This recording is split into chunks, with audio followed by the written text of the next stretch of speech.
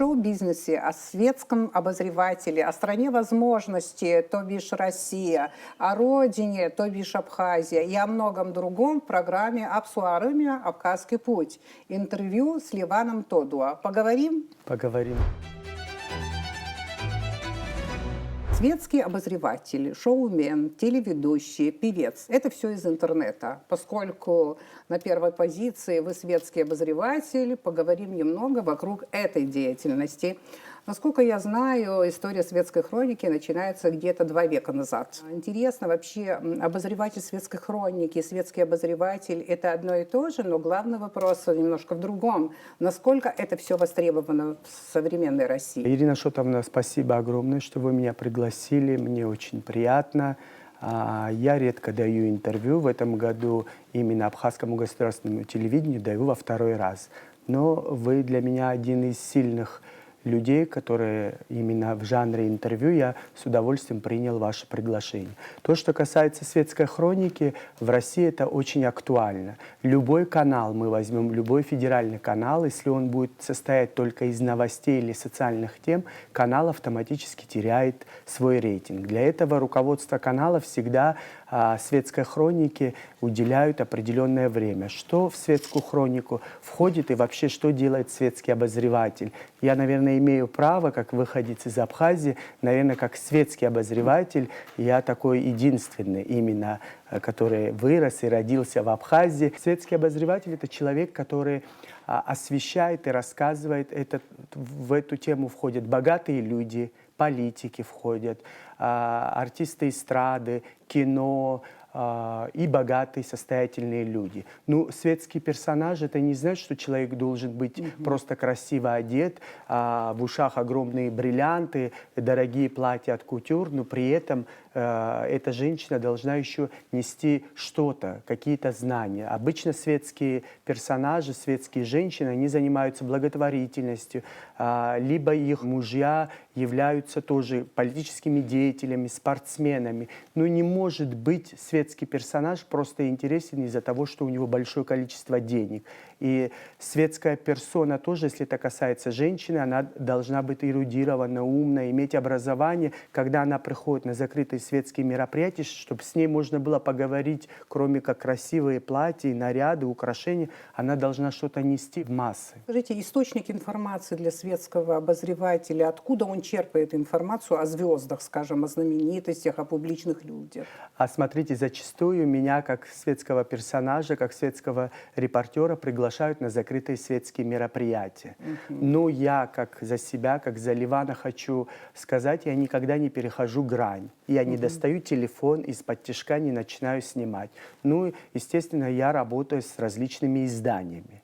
Я в определенное время получаю определенное количество информации. Это могут быть глянцевые журналы, это могут быть каналы, где команда редакторов работает, охотятся за определенными светскими персонажами. И мы тогда совместно с продюсером или шеф-редактором решаем, о чем я буду комментировать и рассказывать.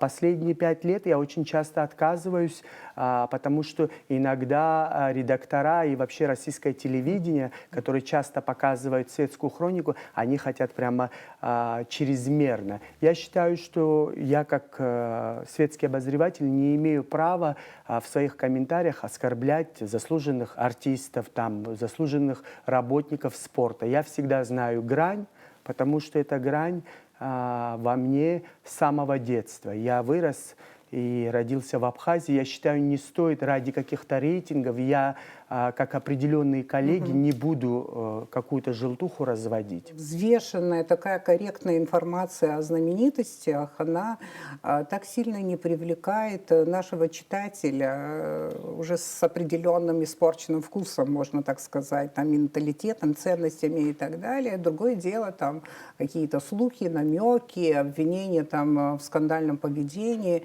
и так далее. А что на это скажете? Как привлекать? Смотрите, вы абсолютно правы. Я открою тайну. Большие артисты первого эшелона, если у них наблюдается выход какой-то песни или презентация клипа, или будет большой сольный концерт, иногда пусть наши зрители, наша абхазская аудитория знает, они могут сами подогревать интерес. У каждого артиста первого эшелона есть команда, пиар-команда. Они набирают в данную редакцию, они говорят, мы бы хотели вот немножко скандала.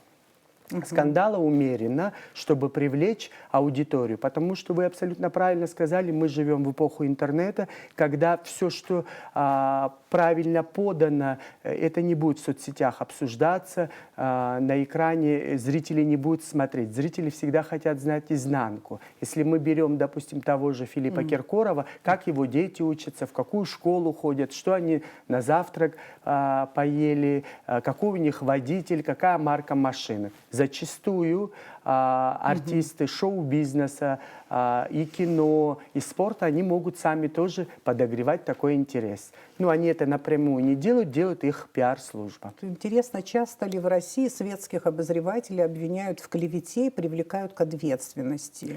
А вы знаете, я 18 лет и работаю с различными телеканалами. Это начиная от Первого канала, программы «Пусть говорят», и «Ты не поверишь» на телеканале НТВ, их много. Но бывают, конечно, иногда бывают, чтобы артист остался недоволен, такое тоже бывает. За мою практику единожды случай был, это касалось Царства Небесное Жанны Фриске, ее отца. Так как мы с Димой, у нас определенные человеческие отношения, он телеведущий, мы как коллеги, я поддерживал его сторону. Ну, и папа пытался там стравить меня в СМИ, там, напугать, такое тоже бывало. Но, слава Богу, за мою практику к суду меня не привлекали. Я еще раз повторяюсь, я всегда знаю, наверное, грань. Ну, таких случаев вообще в российском шоу-бизнесе это абсолютно допустимо, да. Даже не только на светского обозревателя, могут на целый канал и продакшн подать в суд. Это не только канал и продакшн, это могут быть и издания печатные, и интернет-издания. Есть такой закон, да, если артисту вдруг не понравилось, артист первого эшелона, или киноактриса, или эстрадная, они могут, да, абсолютно, такое тоже бывает. Но в моем случае пока не было, Ирина Шотовна. Надеюсь, что не будет. Да, я, кстати, с таким интересом недавно узнала, я готовилась к передаче, поэтому тоже прочитала определенную литературу. Оказывается, в Соединенных Штатах клеветой считается искажение фактов. Но, вот выраженное мнение, оказывается, нет. Получается, я могу обозвать там кого-то идиоткой, дурой, глупышкой или еще чем, как угодно, да, там, самые такие жесткие слова, а это не относится к клевете. Поэтому, да, есть такая особенность у судебной практики, имеется в виду в Соединенных Штатах Америки. Да, мой следующий вопрос. В целом, кому-то может показаться, что какая-то ерунда, что это за сфера такая, да? Вот я хочу спросить, хлеб с маслом на этом поприще тяжело достается? Смотрите, вообще, наверное, человеку, который вырос и родился не в творческой семье, не в России, не в Москве, конечно, сложно. Я 18 лет строил свою карьеру. Меня никто не знал. Первый раз в жизни меня пригласили, я сидел в массовке, это была программа «Достояние республики», где Юрий Николаев и Дима Шепелев вели. Да. Конечно, сложно нам, абхазам, именно на территории России проявлять и показывать себя творчески. На сегодняшний день спасибо за все, что в моей жизни происходит. Может, меня в Абхазии многие не понимают, ну, что значит светский обозреватель или светский ведущий? Но я думаю, это время к нам тоже настанет, потому что у нас в Абхазии тоже есть светские персонажи. И слава Богу, к светским персонажам, еще раз говорю, относятся люди театра, кино, телевидения, эстрады, состоятельные люди, люди политики. Я могу на хлеб с маслом, иногда и икру могу себе позволить, слава Богу, и я абсолютно не жалею, потому что я не снялся ни в одной телепрограмме, если поднять хронологию, где бы моему народу, абхазскому народу, было бы стыдно, что он делает, о чем он вещает. Никогда. Я всегда думаю первым долгом, что моя страна за меня скажет. То есть вы всегда это учитываете? Абсолютно всегда. Ирина Шотовна, даже будучи молодым, когда я попал на российское телевидение я всегда много проектов предлагали, очень много, но я всегда думал, какие последствия могут быть, чтобы я мог с поднятым головой смотреть людям, своему народу в лицо. Если бы я об этом не думал, может быть, у меня сегодня были бы другие рейтинги, я бы мог бы участвовать во всех скандальных ток-шоу, но я никогда этого не делал. Поднять, еще раз говорю, всю хронологию, ничего про меня не найдут. Ну, понятно, какие-то домыслы, слухи, интернет-свобода слова обо мне могут писать, и может писать любой человек то, что ему захочется. В целом можно так обобщить, что на пиаре знаменитостей, публичных людей можно заработать, но больше можно заработать, возможно, на клевете. Мы, раз касаемся финансовой части, любое мое появление на федеральных каналах, это стоит денег. Это съемочный день, это стоит денег. Ну, мы с вами взрослые люди, о цифрах я не буду говорить, вам они, наверное, и не интересны. Любое издание, которое со мной работает, именно с Ливаном. Интересно, но не буду, ладно. Я могу озвучить, если это прямо мне не страшно, потому что я человек, Даже что в так? Абхазии, что в России законопослушный. Съемочный день начинается от 30 тысяч рублей. И оно может быть по-разному. Зависимо, с каким каналом работаешь и какие продюсеры с тобой договариваются. Но при этом у меня тоже есть директор, есть пиар-директор, с которыми я тоже делюсь, фактически как на зарплате они. Если я вам здесь скажу, я вот такой распрекрасный мальчик, который в Джале родился, выходец из Абхазии, я весь все сам делаю, это неправда. Я всегда за 18 лет моей деятельности на российском телевидении я всегда прибегаю тоже к консультациям коллегам, к моему наставнику, к потрясающей Юлиане Шаховой. Это одна из таких теледив, с чьим мнением я считаюсь. Хорошо, можно сказать из того, что вы сказали, что вы пиарите и вас пиарят?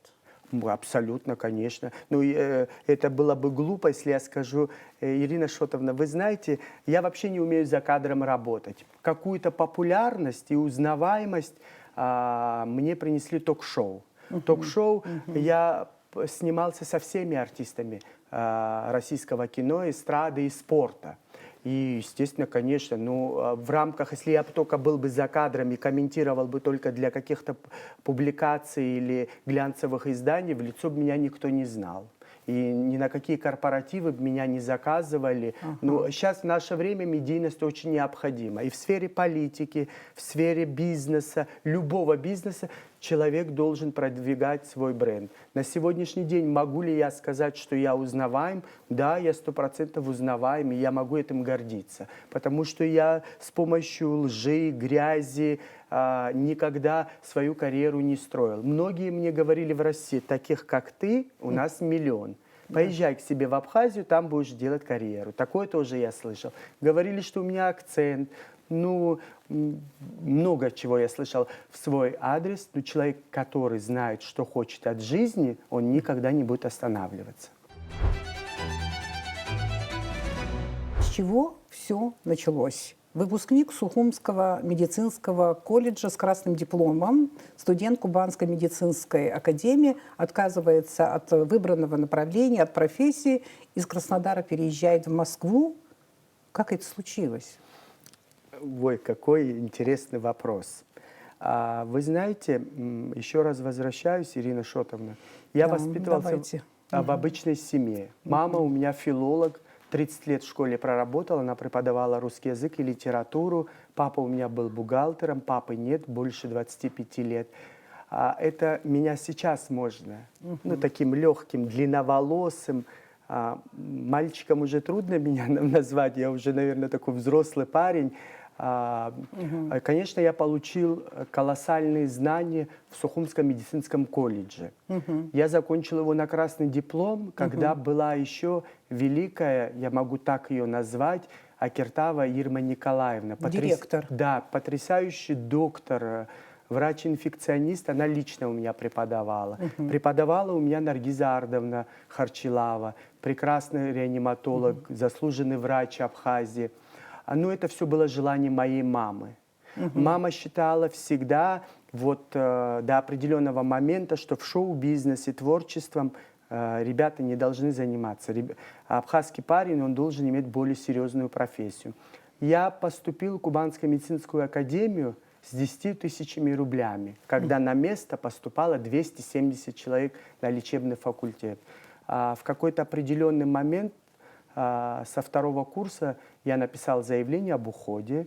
10 тысяч вы имеете в виду, это кошелек, с которым Да, вы я приехали в поехал чужой поступать. город, да? Да. Это, На что мне многие, и моя мама в том числе, говорила, куда ты едешь, как ты обратно доедешь. Ну, я с одним экзаменом поступил, Но потому она же что... хотела, чтобы вы стали Да. медиком, врачом. Да, это было огромное, колоссальное ее желание.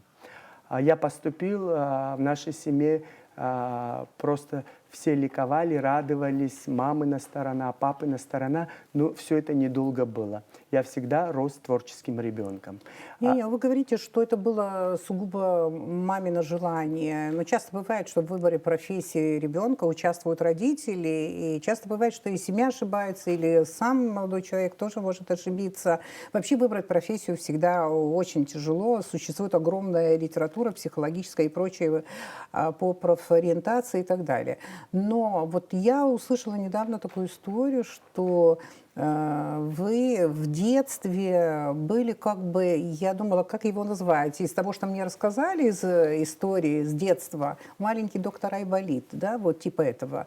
Даже рассказали мне историю, что было вам около 7 лет, когда из раны взрослого человека вы вытащили пулю. И вообще типа того, что у вас был какой-то врачебный кабинет, где вы собирали всякое оборудование и так далее. Причем тогда мама. Смотрите, я же ребенок войны. Я вам тогда такую маленькую предысторию расскажу. Никогда об этом нигде не рассказывал. Когда закончилась война, ну, в Абхазии было сложно, да. И у нас с врачами было сложно, сложно было с препаратами. Мы на тот момент жили в деревне. И у меня очень сильно воспалилось ухо. У меня температура 39-40 была. Мы кое-как с мамой с Ачимчирского района доехали до Сухума. Тогда, ну, в силу возраста, в детской больнице сказали, у нас нет отороларинголога, лор-врача, если на таком народном языке говорить. Я никогда не забуду, мама держала определенную какую-то вазы, остатки, она их пыталась продать, ну, чтобы как-то купить лекарства, которых пока мне еще никто не назначил. На тот момент в Бараташвили было лор-отделение. Света не было, воды не было. И это, наверное, к чему, вы сейчас поймете, какие-то мои детские комплексы, наверное. И маме сказали, есть определенный доктор, Скиба, он где-то, где гастроном «Волна». И я никогда не забуду, мама меня оставила в Бараташвили, там такая полная, потрясающая медсестра, на столе стояла лампа из-под керосина, уже темнело. И вдруг какой-то дядька приезжает, ну, это был велосипед. И я такой смотрю, и медсестра мне говорит, это, говорит, ваш доктор. А я говорю, доктор, а где мама? Куда, говорит, я маму посадил? Мама позади пешком шла. И этот доктор мне тогда под местную анестезию вскрывал ухо, там у меня было нагноение. И, наверное, вот все это, не зря же говорят, что все из детства, все наши комплексы. Ну, я никогда не смог бы, наверное, стать преданным врачом, потому что врач не должен брезговать пациентов. Доктор должен абсолютно принадлежать пациенту, независимо от вероисповедания, цвета кожи, заболевания, диагноза. Врач всегда воспринимает пациента как своего родного человека. Когда вы поняли, что вы не сможете этот барьер преодолеть и стать доктором? Я работал со второго курса в отделении анестезиологии и реанимации при республиканской больнице с лучшим доктором. Мне, конечно, было сложно. Еще раз говорю, сейчас меня можно таким легким принимать человеком. Я могу одну вещь сказать, что, к чему меня медицина привело и что меня научила. Я даже люблю тех людей, которые меня не любят.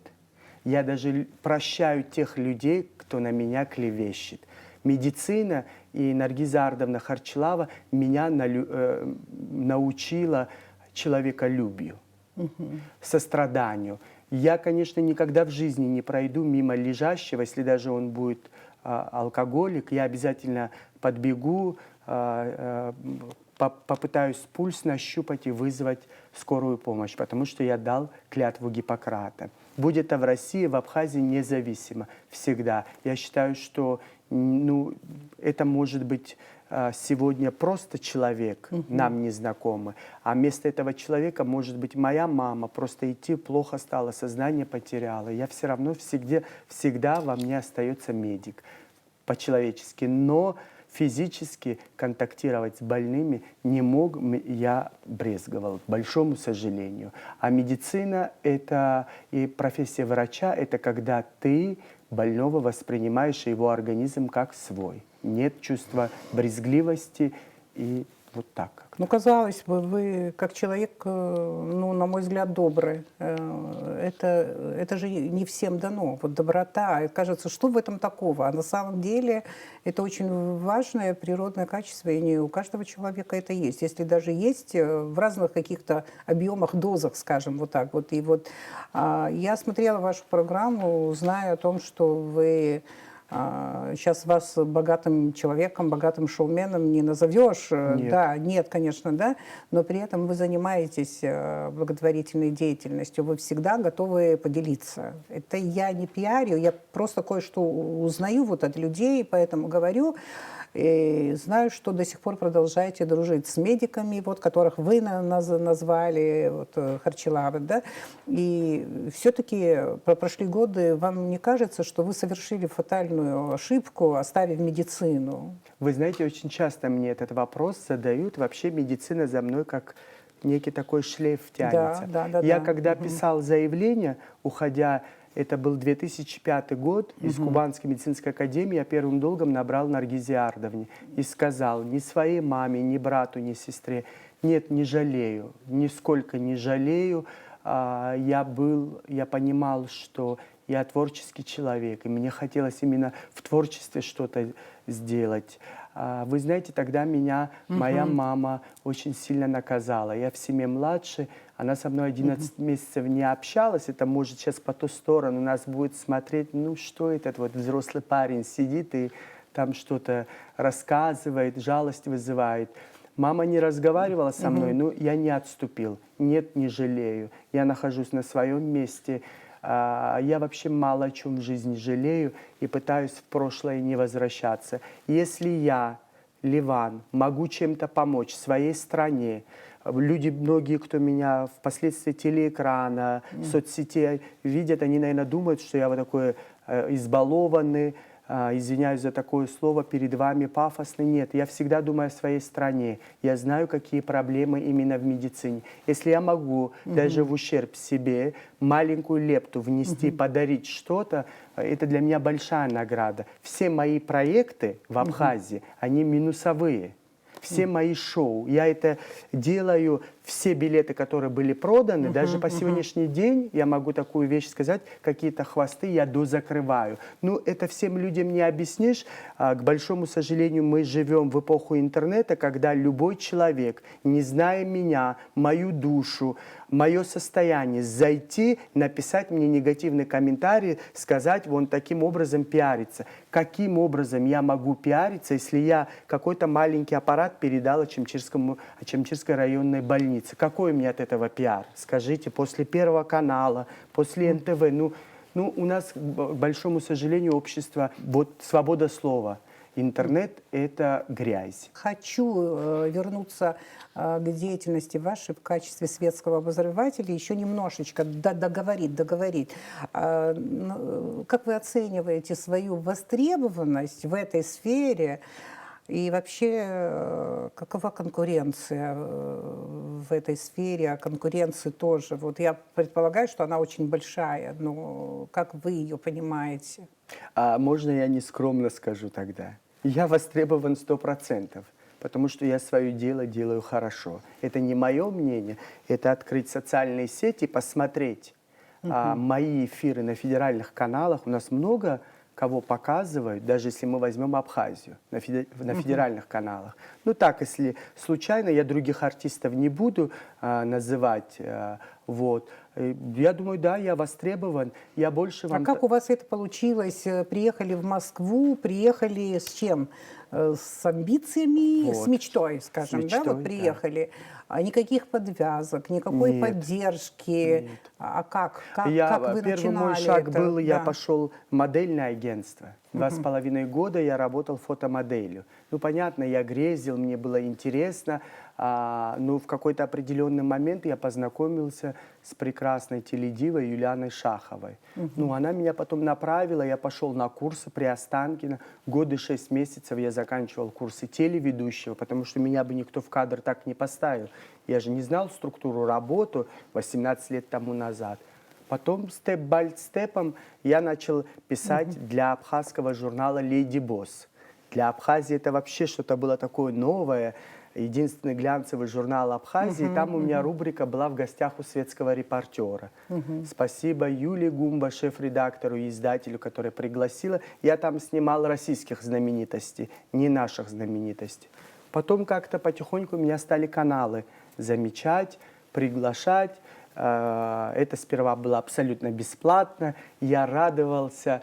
Это не было минутой тщеславия, а просто то, что я парень из Абхазии, не имея никого, что меня вдруг стали федеральные каналы показывать и подписывать.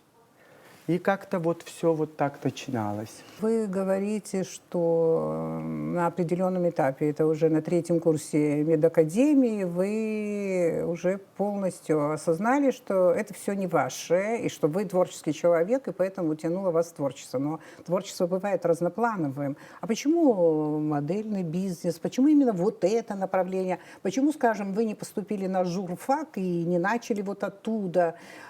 Что-то на вас повлияло, наверное, в какой-то момент? Что вас направило вот именно в эту сферу? Мама. Мама, которая не давала свободу в профессии. Я, будучи школьником, танцевал национальные абхазские танцы 2,5 года. Я ходил в театральный кружок, где раньше был кинотеатр «Адуней». Ну, даже в школе, наверное, порой меня не всегда мои одноклассники понимали, они бегали, футбол гоняли, я там шел, телевизор смотрел по тем временам, смотрел газеты, если попадались, вы помните, «Тайны звезд», журналы, я все это читал. Мама не разрешала, мама не давала, я 2,5 года танцевал абхазские национальные танцы, она меня забрала. Театральный кружок в Абхазии, она меня тоже, немного музыкальная школа была. Мама всегда говорила, что это не мужская профессия, что абхазский парень не может заниматься творчеством, будучи сама филолог, 30 лет в школе преподавала. Ну, наверное, вот, кто нас смотрит, наши телезрители, в нашем современном мире своим детям надо давать право выбора профессии. Мама и папа не должны накладывать какие-то свои амбиции. Может, мама сама когда-то хотела быть врачом. Это нельзя своего ребенка заставлять. Вы как человек, который многие десятилетия преподаете в АГУ, вы же прекрасно понимаете, что насильно студенту ничему не научишь. Это студент, который будет определенное время, его будут тянуть из курса в курс, но в какой-то момент все это закончится. Человек должен быть чем-то одарен, не только образование получить. Хотел бы я в журфак поступить? Не хотел бы. Я бы поступил, наверное, что-нибудь более такое, может быть, поступил бы в АВГИК, еще какую-то профессию. Но я при этом получил большую базу, 18 лет, огромный опыт, я считаю, для себя работать на федеральных каналах. И жалею ли я, еще раз возвращаюсь, что оставил медицину? Нет. Да, в общем, психолог, хороший психолог, конечно, он сейчас все это по полочкам так разложил бы, сказал бы, наверное, о том, о чем я могу сказать более таким, скажем, понятными, простыми и ясными словами. Запретный плод сладок. Получается, что мама вас пыталась оторвать Увести. от какого-то творчества, а вы стремились туда. Но это вообще бывает в семьях, даже у меня в семье это было. Мы все время детям нашим говорили, историей не заниматься. Не заниматься историей. В нашей семье столько историков не нужно, типа этого. В итоге всю Россию объездил мой сын, учился там, и вернулся в историю. Теперь он наукой занялся и занимается историей. Да, это я знаю, что это такое. В эфире «Абхазский путь», в гостях в нашей студии Ливан Тодуа. Вторая позиция в вашей деятельности – шоумен. Понимаешь, что шоу-бизнес – это индустрия развлечения. История российского шоу-бизнеса, если я не ошибаюсь, начинается с эпохи перестройки. До перестройки был так называемый госконцерт. Затем, после начала перестройки, начали появляться разные форматы, которые разрушили, уничтожили госконцерт. Если обобщить, что сегодня собой представляет российский шоу-бизнес? На ваш взгляд, конечно. Российский шоу-бизнес – это большая индустрия, это богатая индустрия. Это индустрия, которая рассчитана даже не на средний класс, а на такой пласт богатых людей. Что российский шоу-бизнес представляет само слово «шоу»? Мы когда часто смотрим, видим артистов, ну, это точно не про вокал. Потому что если человек хочет послушать высокое искусство, вы поймете, к чему. Я тоже немного пою, и меня часто сейчас за это, как говорится, покусывают. Ну, меня это не трогает. Вот, допустим, делает артист концерт. Это не камерный концерт, там нет оркестра. Это шоу, где балет, акробатика, красивый свет, дорогие декорации, костюмы, ну, понятно, и песни. В театрах тоже очень часто, сейчас мы очень редко увидим прям такую классическую постановку. Допустим, это может быть «Мастер и Маргарита», вот человек придет, там тоже часто меняют, берут таких публичных актрис, не просто театральных, а именно актрис телеэкрана. Потому что уже даже классический театр так просто не привлечешь людей, люди хотят зрелища. Зрелища, чтобы это было интересно, красиво, ярко и узнаваемых лиц. Вся индустрия российского шоу-бизнеса, еще раз повторюсь, это большие деньги, это все рассчитано на состоятельных, богатых людей. Классика терпит вторжение шоу-бизнеса. Абсолютно да, верно. Это веяние времени. Хорошо, вот историки шоу-бизнеса считают шоумена многофункциональным специалистом, по-другому универсальным, скажем так. Вот, да? Чем шоумен отличается от ведущего? Смотрите, шоумен от телеведущего, от ведущего отличается тем, что у шоумена фактически не бывает. Шоумен делает шоу. Он может делать шоу на свадьбе, на юбилеях, на своем концерте. Фактически у него нет заготовленной речи. Шоумен должен быть яркий, искрометный, интересный, не косноязычный, не тот человек, который читает. А телеведущий от шоумена отличается и ведущий тем, что, допустим, если ты работаешь, ведешь определенную музыкальную премию, тебе дают текст, как ведущему, есть регламент, ты этот текст не нарушаешь. Пошутить тоже можно, но очень, опять-таки, обсуждая с телеканалом, с руководством данной премии, которую ты ведешь. Шоумен – это который делает шоу. Телеведущий, который четко, эрудированный. Самое главное качество шоумена, без которых он не может быть серьезным. Харизматичность, яркость. Должен хорошо уметь говорить, уметь хорошо импровизировать. Импровизатор хороший был. Да, очень часто путают, вот говорят даже, когда я смотрю наши абхазские свадьбы, у нас шоумен вел. В смысле, какой шоумен?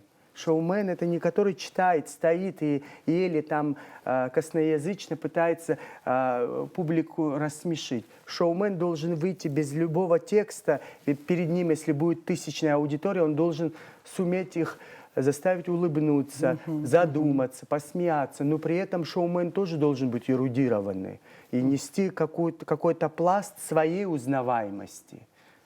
Ну, привлекать и удерживать внимание публики. Зрителей, да, публики, это не просто понимаю, да. Но вот кто готовит сценарий? Все равно сценарий должен быть. Или концепция шоу, концепция же должна быть. Кто это готовит?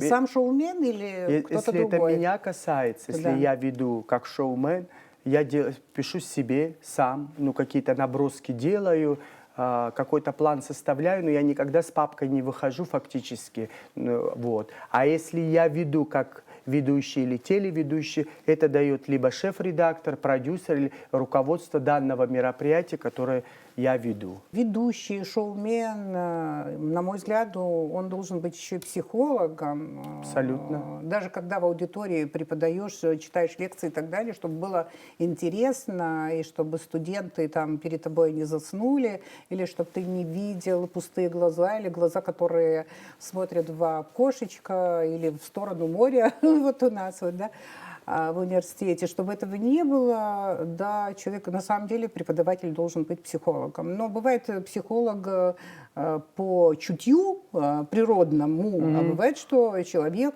занимался, читал психологическую литературу, прошел какую-то подготовку по тому, как вы умеете удерживать аудиторию, да, и иногда вы даже в своей программе, в концерте вот говорите какие-то вещи, которые я думаю, а зачем? А зачем он это сказал? Это же вот, он повторил 100 раз уже, но это же наивно. Вот я в какой-то момент думала, а потом я начинаю понимать, что это какой-то психологический ход, потому что потихонечку ты понимаешь, что ты вот испытываешь определенное влияние вот от того, что происходило на этом концерте, либо таким образом формируется определенная аура, определенная атмосфера, которая на тебя все равно, как на зрителя, не может не повлиять. Поэтому хочу спросить, вы используете специальную литературу по психологии, вы в этом плане начитанный человек, да, какие-то есть заготовленные там принципы, тезисы и так далее, либо вы просто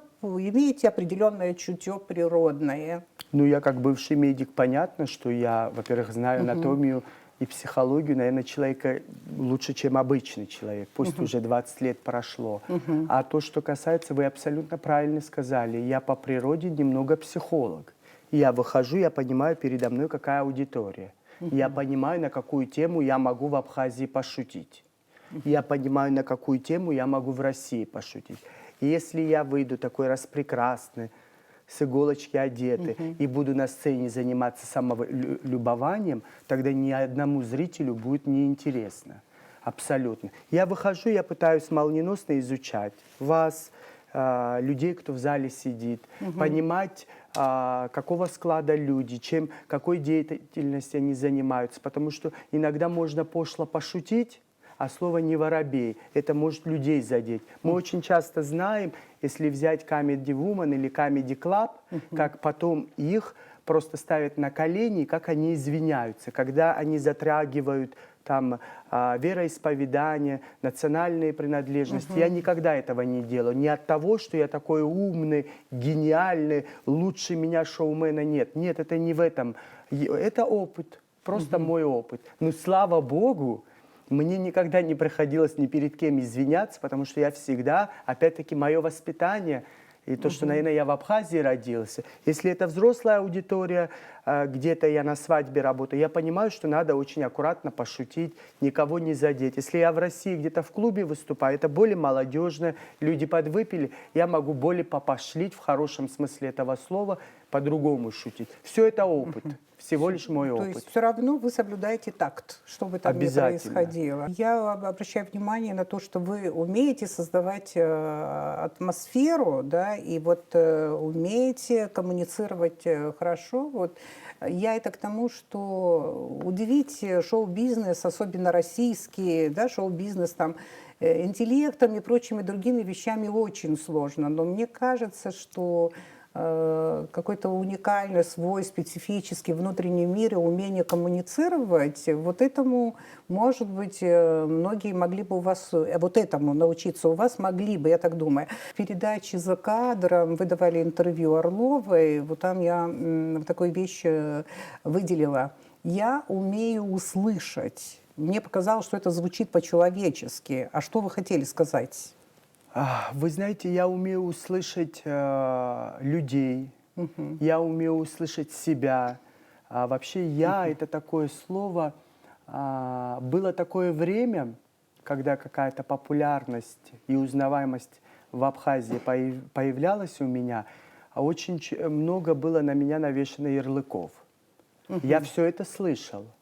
А очень много было в мой адрес сказано. Если даже я это слышать не хотел, это до меня доносилось.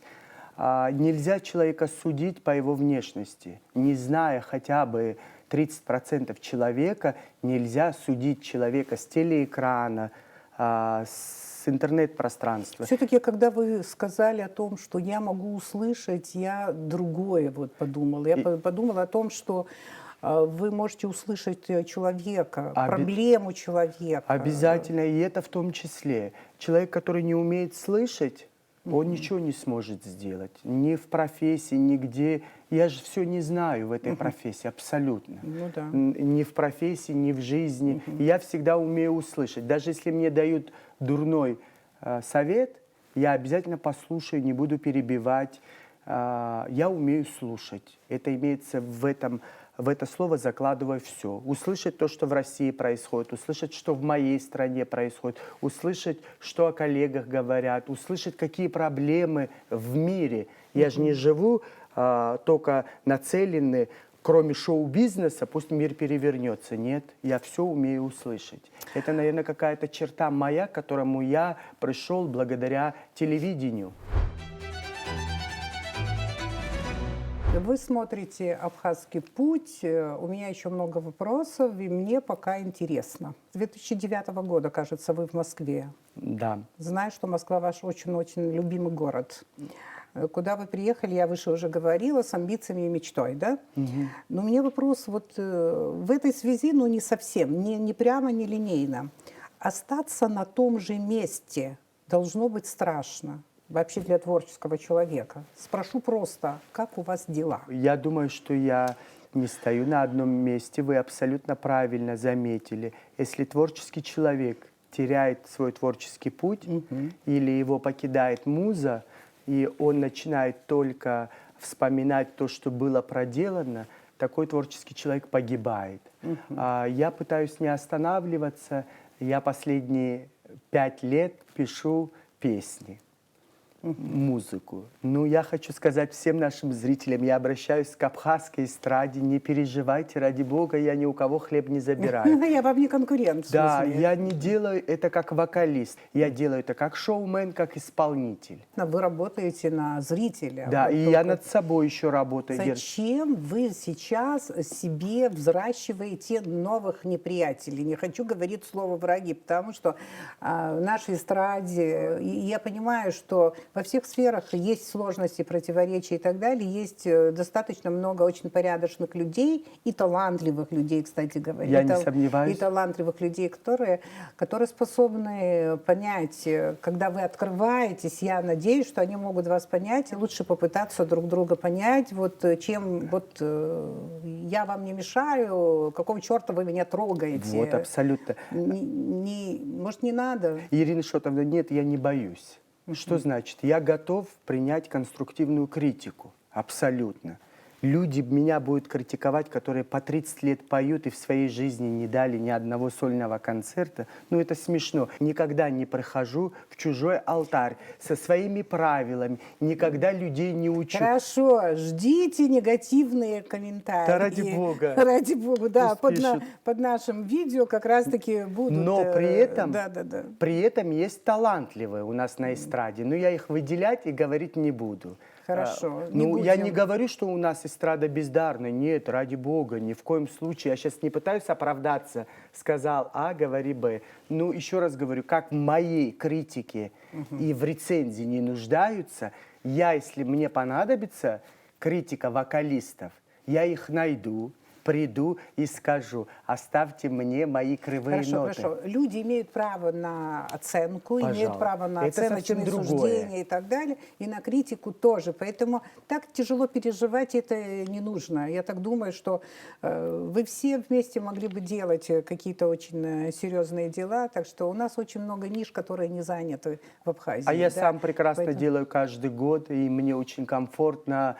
и у меня собирается прекрасная абхазская аудитория. Я никогда ни на кого не равняюсь, я ни за кем не подсматриваю, я чужие песни не пою. Спасибо Умару Сангуля, он мне разрешил, аранжировка его, слова прекрасного поэта Гургуля Сапсантула. И это единственная песня, если брать меня не как вокалиста, как исполнителя, я его исполнил, и оно входит в мое шоу. Ливан, вы добрый человек, но сейчас в вас говорит вот какая-то обида все-таки есть. Конечно. Есть обида, и вы не можете это скрыть. Вы Ирина Шотовна, я и не буду... чересчур открытый человек. Да, так я и не думаю. буду скрывать. Я, будучи абхазом, человек, который вырос в Абхазии, и человек, который больше 20 лет живет в России, я никогда не осуждаю людей.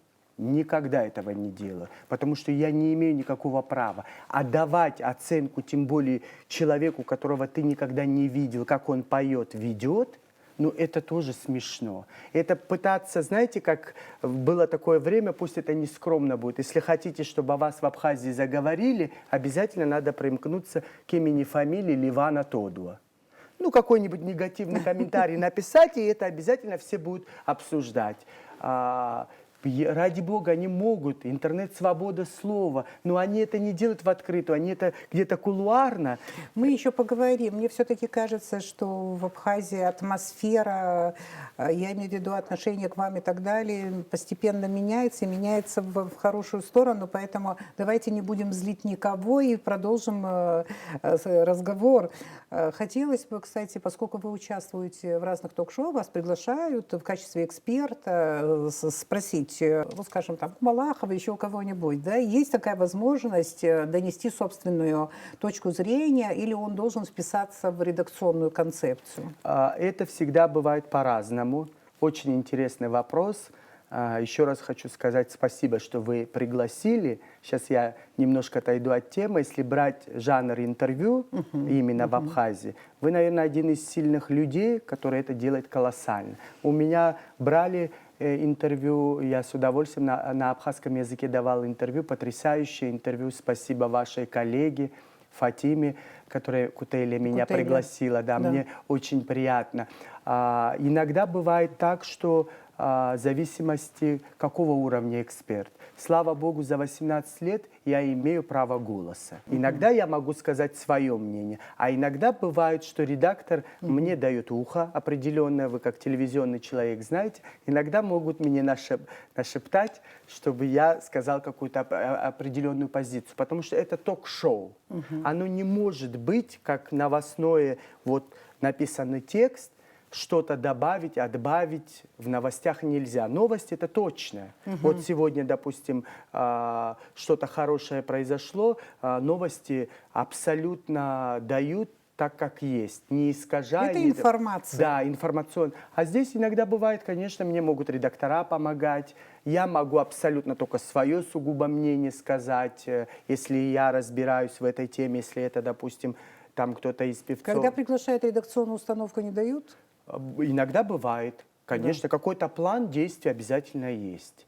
Без этого не бывает. Это делается за 3-4 дня, либо продюсер, либо шеф-редактор. А бывает такое, что вам неприятно вообще вот эта установка, и вообще и тема, и люди, и все. А я тогда вот отказываюсь. Отказываетесь? Ирина Шотовна. Я отказываюсь, да. Я, вот вы, если заметили... Но в другой раз могут не пригласить. Ну, не то, что могут не пригласить, я просто говорю, это социальная тема, допустим. Я не хочу, я никогда не буду оскорблять народных артистов. Иногда каналы просят вот перейти ту черту, о которой мы с вами вначале говорили. Я никогда это не буду делать. Я говорю, либо вы мне позвольте высказать свое мнение, оно будет и так остро, я найду как бы...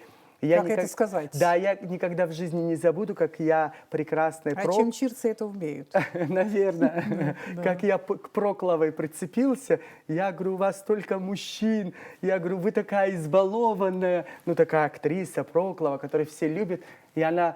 Мне кажется, я какую-то грань для себя перешел, я переживал. После эфира она подошла, она мне сказала, Ливанчик, я вас люблю, вы красивы, вам простимо. Ну, бывает и такое тоже, но я переживал. Вы часто приезжаете в Абхазию домой. Один мой друг сказал мне, что ему некомфортно жить в нашем обществе из-за чрезмерной агрессии. Я, честно говоря, расстроилась, когда услышала это. К сожалению, в этом много правды. А что замечаете вы? Вот мы меняемся, да, вы уехали, работаете, потом приезжаете. Вот мы меняемся, и вообще за какие ценности, за сохранение которых хотелось бы топить вот в Абхазии? Абхазия в моем ДНК. Абхазия – это мое детство. Если я не буду любить свою страну, знаете, есть такая прекрасная пословица: где родился, там пригодился. Я, живя 20 лет в России, да простит меня российская аудитория, конечно, я могу это сказать, вдруг, если моя помощь, и я понадоблюсь своему народу, я вернусь к себе на родину. Я состригу свои патлы, сниму красивые костюмы, я могу надеть резиновые сапоги. Зря так аудитория может обо мне думать, что я вот такой весь гламурный. Мы извините. об этом еще поговорим. Да, и как Впереди всё. изменяется Абхазия. И для меня главное, что, знаете, чтобы мы не потеряли свой язык. Чтобы Абхазия не потеряла свою культуру. Сейчас будет по ту сторону сидеть и говорит, вот такой длинноволосый, смазливый сидит и говорит, я говорю на своем родном языке. Человек, который не говорит родной язык, он не будет любить свою страну и родину. Поговорим еще на родном языке. Да, я хочу, чтобы наша Абхазия процветала, она процветает. Мне близко всегда, когда идут выборы, я всегда переживаю, наблюдаю. Я всегда за основу своего народа, за которого они голосуют. Но не считаю нужным... А за какие ценности надо держаться, как вы думаете? Не потерять свой язык, не потерять свою страну, не потерять свою культуру. И если мы потеряем свой язык, а потом уже не важно, мы здесь кто угодно и что угодно можем строить, делать, это будет уже не важно. Первым долгом мы должны подрастающему поколению научить говорить на своем родном языке. Понимаю, что Абхазию можно в развитии темы, да, любить издалека тоже. Но не об этом сейчас. Я о том, что вы не вовлечены в раскол нашего общества. Я, к примеру, ничего не знаю о вашей гражданской позиции. Вы вообще за кого? За власть, за оппозицию? Ничего не знаю. До сих пор это точно. Кстати, недавно записывали интервью с одним известным нашим земляком, проживающим в России. Запутался в своих пристрастиях. Правда, не я брала интервью, моя коллега, неважно. Не могу скрыть своего разочарования. Вот потому у меня вопрос. Как вам удается без предвзятости реагировать на все, что у нас происходит? Ну, политическая жизнь Абхазии меня всегда беспокоит. Я не политик. Это не значит, что у меня нет гражданского мнения. Я скажу открыто, я всегда солидарен. Мы выбрали нового прекрасного президента. Это выбрал народ, и я со своим народом. Я уверен, что наш президент будет все делать во благо нашей страны. Но я, как шоумен, как телеведущий, если встану и начну от Фейсбука к Инстаграму, к соцсетям писать какое-то свое политическое мнение, это будет смешно. Я же не политик. Как можно, какой бы лидер нашей страны не было, я никогда в жизни негативно писать не буду. Потому что я не политолог, я не политический обозреватель. И я призываю людей, кто эту грязь в интернете по поводу наших политиков разводит, остановитесь. Это как раз-таки вносит раскол в общество. Если вы такой яркий политический деятель, или вы так разбираетесь, сидя дома, зачем в Фейсбуке, в соцсетях разводить грязь? Это не мое дело, я никогда не делал этого. Симпатична ли мне данная наша власть? Да, я верю. Не то, что я такой умный, потому что наш народ в них верит, и я тоже верю. Могу ли я давать оценку новому президенту, ушедшим президентам? Нет. Это будет смешно. Но это не нужно делать. Для этого есть политики, люди, которые в этом разбираются. Я человек шоу-бизнеса, вдруг встану и начну выкладывать посты, говорить, вот мы за Абхазию.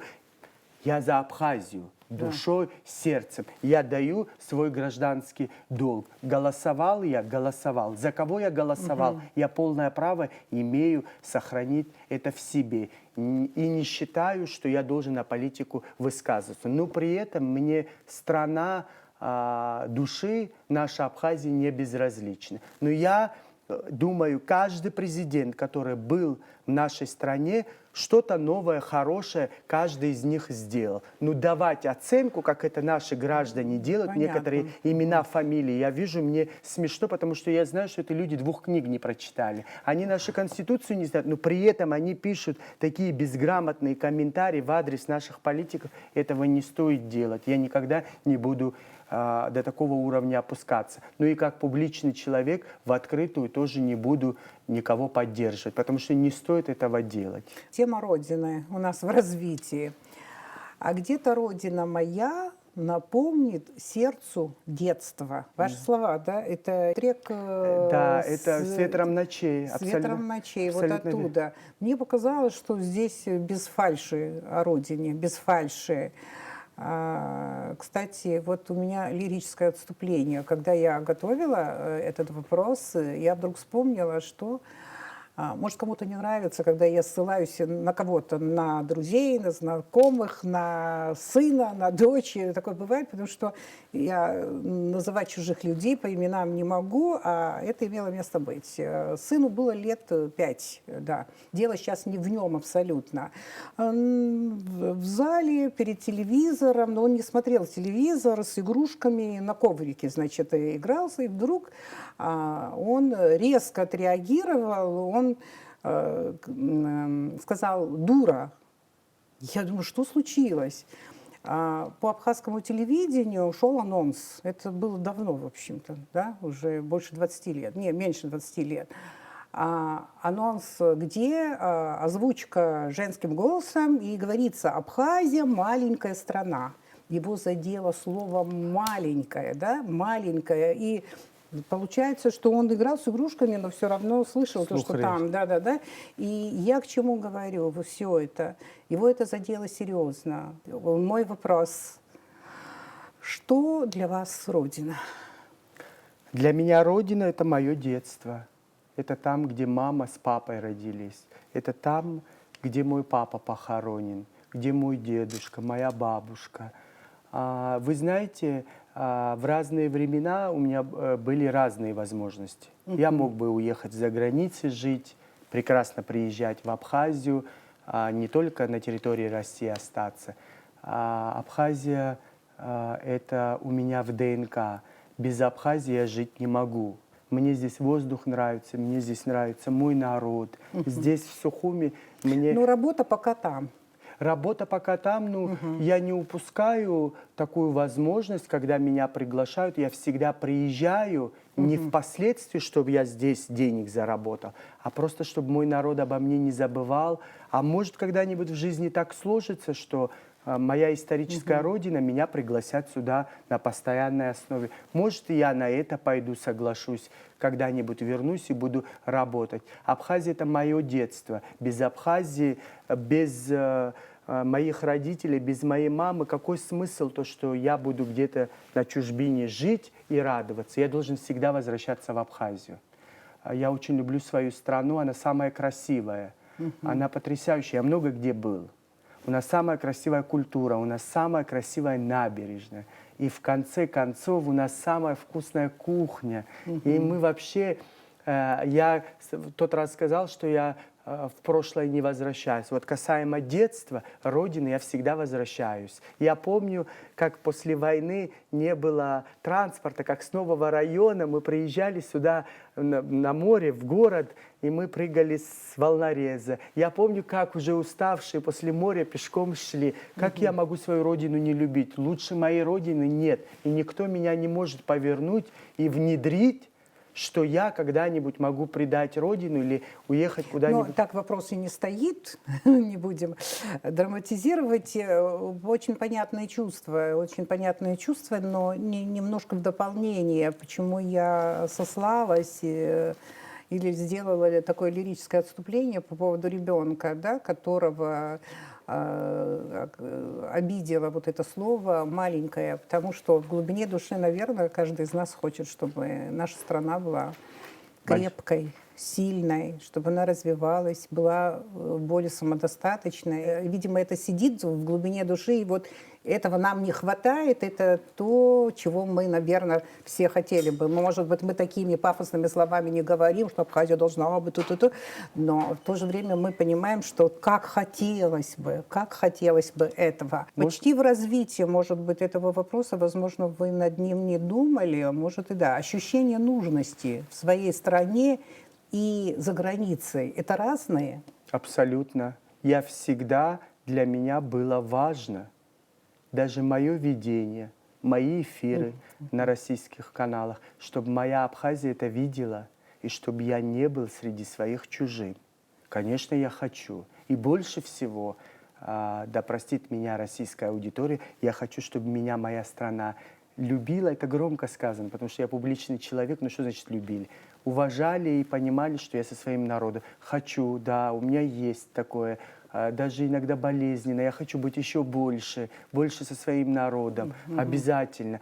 Я никогда не думал, что вот я уеду из Абхазии и безвозвратно. Нет, конечно, я каждый раз возвращаюсь, хочется. Я под каждый ваш вопрос подписываюсь. Если я буду чувствовать, что я здесь не нужен, это будет для меня большая трагедия и травма. Еще одна очень важная тема, коротко, но хотелось бы услышать вашу реакцию. Тема войны. Как вы ее запомнили? Я ее очень хорошо запомнил. Наверное, как все, я ребенок войны. Я помню, как папа сделал определенное такое подсобное помещение сзади дома, когда начинали бомбить. Это была восточная часть. Папа нас быстро в окопы забирал с мамой и соседи. Иногда бывали, когда вот в гости придут, и вдруг какая-то тревога, взрывы. Все вместе мы бежали.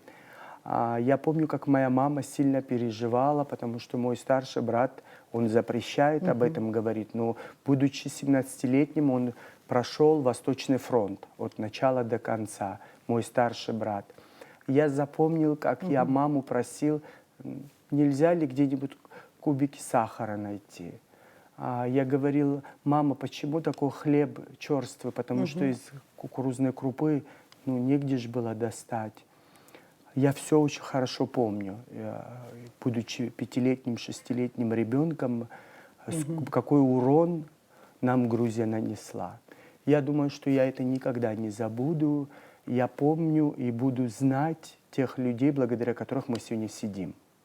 Это очень важно. Я уже взрослый, это может с моей стороны как-то пафосно звучит, но я племяннику рассказываю. Ваш старший брат воевал? Да, мой старший брат воевал, да. У него даже есть орден за отвагу, но он у меня скромный человек. Правда, что он был участником Тамышского десанта? Да, абсолютно верно. Да, он был участником Тамышского десанта, но он никогда в жизни, когда я даже пытаюсь с ним говорить, я человек не военный, но он мне рассказывает, какие трудности и вообще через что. Не он один, он не говорит, что он такой герой, он говорит за всех, кто с ним воевал.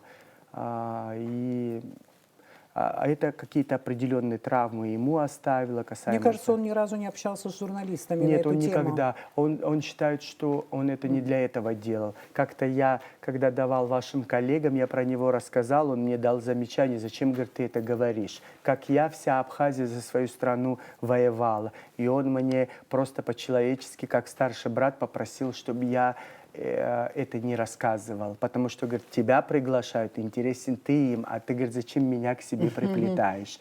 И вообще он считает, что это долг каждого абхазского мужчины защищать честь, родину, и он не запрещает об этом. Очень скромный человек, это, честно говоря, похвально, потому что не так часто с этим мы сталкиваемся. Вы смотрите «Абхазский путь». Ливан, вы активны в социальных сетях. Как бы вы оценили коэффициент вашей социальной активности? Как реагируют на то, что вы там публикуете? Я не буду скромничать, говорим. Нет, вот как есть, или как вы, может, есть. вы недовольны, потому Нет. что зрительская аудитория, она такая разная. Вы же Да. знаете, что в России Инстаграм и Фейсбук это считается запрещенной социальной Да. сеть компании Мальта. Ну, как и вся Россия, и я тоже вместе с ними пользуюсь VPN. Ну, если мы начнем про соцсети, наверное, если брать именно публичных и медийных людей, я, наверное, лет 5 или 6 тому назад получил верификацию. Официально синюю галочку в Инстаграме. Тогда, сейчас это делают в Абхазии, все покупают, и я не постесняюсь этого слова, любой блогер, который идут, там что-то снимает. А раньше, 5-6 лет тому назад, это давалось по рейтингу. Сколько раз тебя в Рамблере упомянули, в Яндекс, в Google, большие просмотры, огромная аудитория у меня, в месяц посещаемость. Другое дело, люди могут лайкать, не лайкать, больше 800 тысяч только в Инстаграме. А есть на Фейсбуке... Это просмотры? Да, в месяц посещаемость моего Инстаграма. А Фейсбук есть где и по 600 тысяч, довольно-таки активно. Но здесь нужно еще сказать, что меня активно Грузия смотрит. Я не знаю, каким образом, почему именно они меня смотрят. Они явно коэффициент этот поднимают. Поднимают, да, потому что их чуть побольше, чем нас. Реагируют, наверное, комментариями всякими. Вот, вы тот раз мне сказали, больная тема, они начинают цепляться к моей фамилии, что она не чисто абхазка. Если нас по ту сторону кто-то будет смотреть, надеюсь, не будет смотреть, у меня чисто абхазская фамилия, я родился в Абхазии, все мои предки тоже родились и живут в Абхазии. Грузины мне могут без конца писать все, что угодно, ради бога. Да, да. Если мы генетические исследования проведем, с удовольствием. Может быть, там, на той территории, очень многие с абхазской кровью тоже могут обнаружиться. Вот они меня часто туда попытаются, Ирина Шотовна, примкнуть.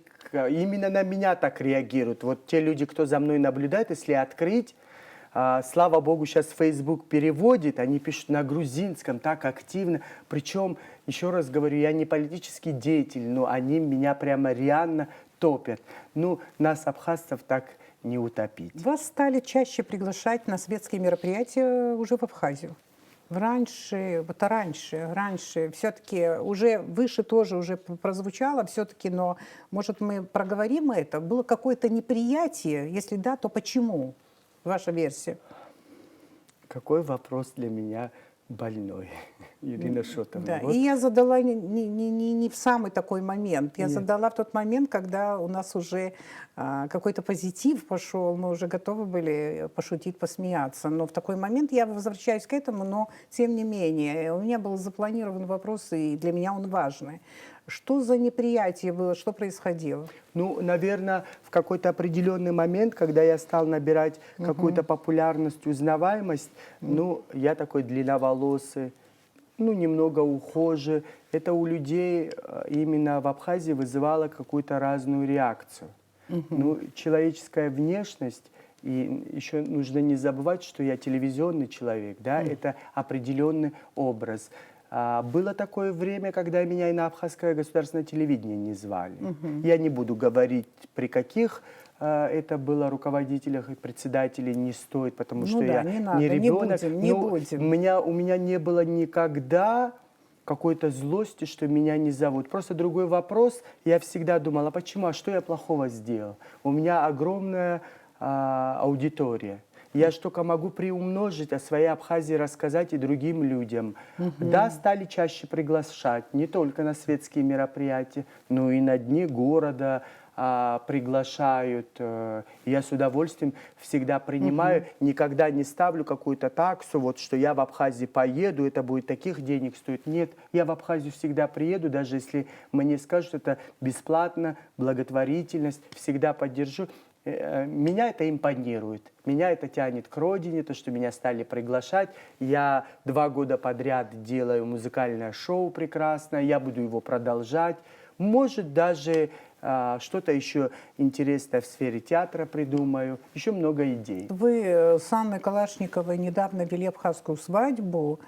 И в Инстаграме было очень много положительных отзывов, очень много прямо вот комментов очень положительных, зная, что вы постоянно в своих выступлениях, на своих концертах возвращаетесь к этой теме, и вот чувствуется, что есть какая-то боль, обида там и так далее из-за, скорее всего, из-за того, что пишут или писали. Поэтому хочется спросить. Кстати говоря, ну плохие комменты, бывают комментарии, которые, если даже человек умеет блокировать плохие мысли, их блокировать очень сложно, даже самому сильному человеку или, скажем, человеку-пофигисту просто, вот, который наплевал, мало ли что там написали, даже ему трудно бывает. Бывает, что говорят очень обидные вещи, и это как червь вот как-то, она вот съедает душу. Я знаю, что это такое в какой-то мере, да, поэтому хочу спросить, хейтеры вот достают вас и до сих пор, или же картина поменялась, и вы пытаетесь забыть то, что расстраивало все эти годы? Пишут, потому что у меня большая аудитория, но это в отчасти, я думаю, это не Абхазия делает, это делает Грузия. Ну, иногда бывают, попадают с левых страниц. Ну, я вам сейчас пример приведу. Я уже за 18 лет в свой адрес слышал разное. И было столько ярлыков навешано, что у меня порой даже какие-то вопросы, когда я на каких-то крупных мероприятиях в России, когда задают журналисты, я иногда смеюсь. Ну, мне просто, я переживаю, что у меня прекрасные племянницы. У меня мама, слава богу, у меня не сидит в соцсетях, но она просто племянницы ей могут зачитать.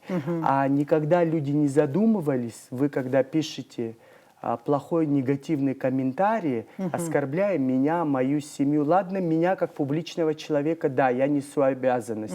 Раз я выхожу на публику, раз у меня публичная профессия, я же не $100 купюра. Я понимаю, что все меня одинаково любить не будут, и они не должны любить. Но переходить на личности, ты когда не знаешь человека с левой страницы, ранит ли меня это, да. Подчищаю ли я комментарии? Нет. Блокирую или нет, и не реагирую, потому что такие люди, они глубоко душевно больные люди. Они сидят где-то на диванах, я не знаю, где эти люди живут, они в жизни ничего не добились.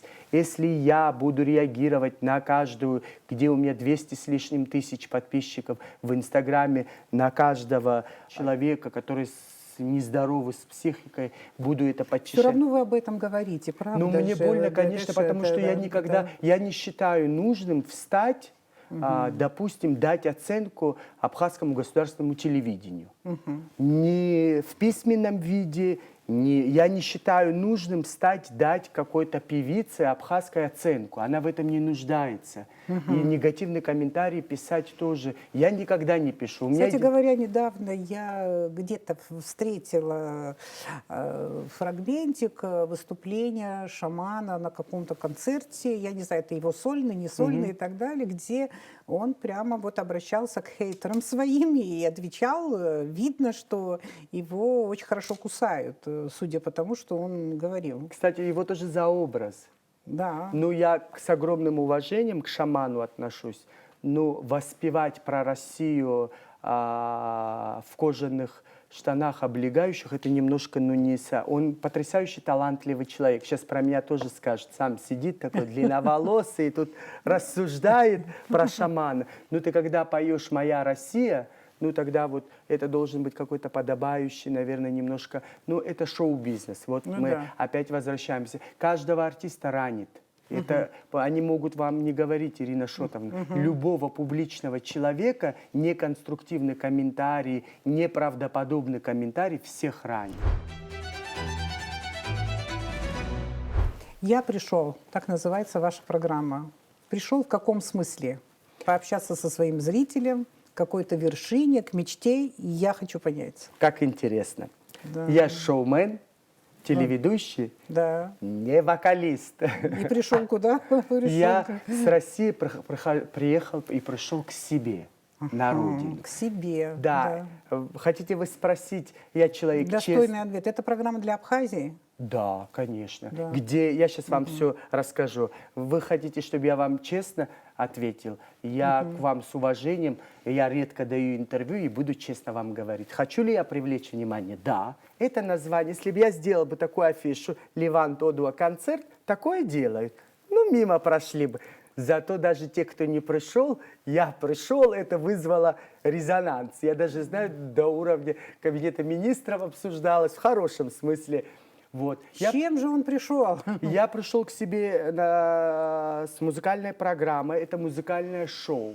Не вокальное, музыкальное шоу, где я привожу определенный балет, который готовая уже программа мы в России делаем, но я учитываю все. Ирина Шотовна, во что они одеты, как они будут танцевать, дабы избежать историю, как с прекрасной Наташей Королевой. Чтобы не сказали, наш парень тронулся умом и с ума сошел. Что он делает в Госфилармонии? И еще хочу сказать, я работал во многих концертных залах, начиная от Кремля, Крокус-Сити-Холл, до определенного момента, пока вот трагедия не произошла.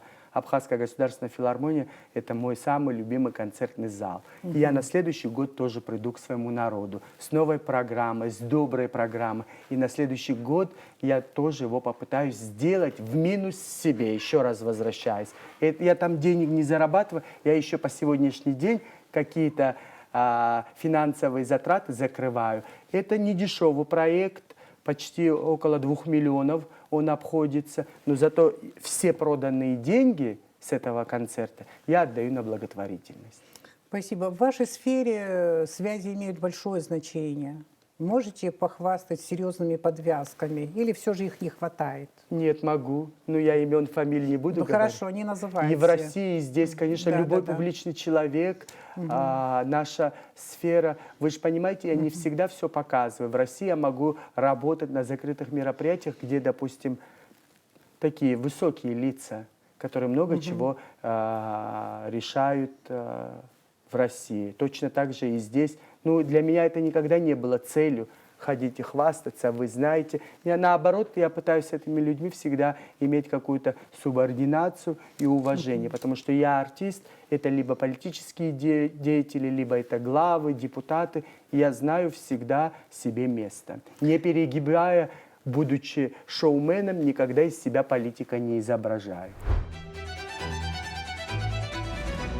Продолжаем абхазский путь. Для тех, кто устал нас слушать, начинаем финальный блок. Все вопросы опять о вас. Так получается сегодня в нашей программе. У меня иногда есть ощущение, что вы больше сомневаетесь, чем в чем-то уверены. Хотя пытаетесь убедить нас в обратном.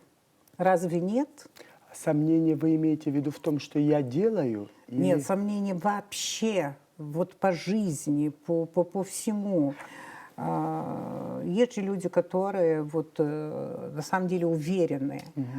Они не сомневаются, они все знают. У них есть ответы на все вопросы в этой жизни и так далее. А есть люди, которые больше даже сомневаются. Я сомневаюсь. Мне кажется, что даже когда вы хотите сказать, что вот я считаю так, мне кажется, что есть сомнения. Ну это разве плохо? Я могу Я не говорю, что плохо. Я могу только какое-то свое мнение безукоризненно, или оно не может быть правильным. Я чему-то у вас учусь, чему-то я учусь у других ведущих, чему-то я учусь у коллег постарше. Есть сомнения всегда, конечно, я переживаю как публичный человек. Удалось ли мне донести даже в плане веселья, развеселить людей, все ли остались довольны. У меня есть сомнения, к большому моему сожалению, потому что я коммуницирую с людьми. Правильно ли меня человек понял? Или опять-таки он меня только по образу воспринимает таким легким, туповатым. Далеко я не такой, я очень глубокий. Я иногда думаю о таких вещах, о которых бы не стоило думать. Вы абсолютно все правильно подметили, что я во многом сомневаюсь. Это нормально. Наверное, какого-то опыта жизненного не хватает, человеческого опыта, семейного опыта. И я не стесняюсь, я предельно откровенно говорю. Вы сказали, очень интересно начали и подвели, когда тосты поднимают. Тщеславный я человек или нет? Конечно. ну я же публичный человек, если я здесь перед вами не буду честно говорить, ну грош мне цена. Нравится мне то, что люди меня узнают? Конечно, нравится. Если бы мне не нравилось бы, я бы поехал бы в Джали, занимался бы хозяйством, кур, коров, ну не знаю, поля кукурузные делал бы. Сомневаюсь, в чем-то очень сильно сомневаюсь. Это нормально, это меня учит жизнью.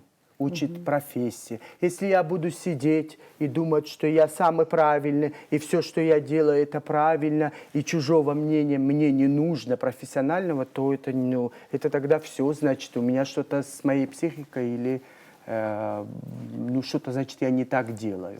Есть люди, у которых есть тавтология, свободные дни. А есть люди, у кого только свободные часы. А вот как ваша жизнь в этом плане? По-разному. Бывает, когда у меня есть свободные дни. Опять-таки, именно вас врать и нашу абхазскую аудиторию не хочу. А бывает, когда я в течение месяца раз 17 перелетаю. И когда мне просто даже не хочется, могу только маме набрать. Сестре напишу, брату вообще могу не ответить, просто напишу. Ну, мама взрослая, ей 80 лет, она будет переживать, но я пытаюсь маме не говорить. Бывает. А бывает, когда часы, бывают, когда дни, но я обязательно себе нахожу применение. Обязательно. Я либо пойду спортом заниматься, врать вам не буду, либо в интернете что-то буду читать. Касаемо моей работы, сценария, еще чего-то. Кто меня не понимал, я забыл давно. Ого, это тоже из моей песни. Это Слава. разве правда? Не лукавите? У Ирины Кто Шотов, меня да. не понимал, я забыл давно. Спасибо вам еще раз, спасибо. Я не зря к вам согласился, еще раз вернусь, я редко даю интервью. Вы знаете, я человек злопамятный, вы правильно, вы как преподаватель, как мудрый, умный, эрудированный, грамотный человек, вы все видите. Не умею прощать. Это правда. В душе оно у меня все равно есть, лежит. И я помню и знаю каждого человека, который в начале моего пути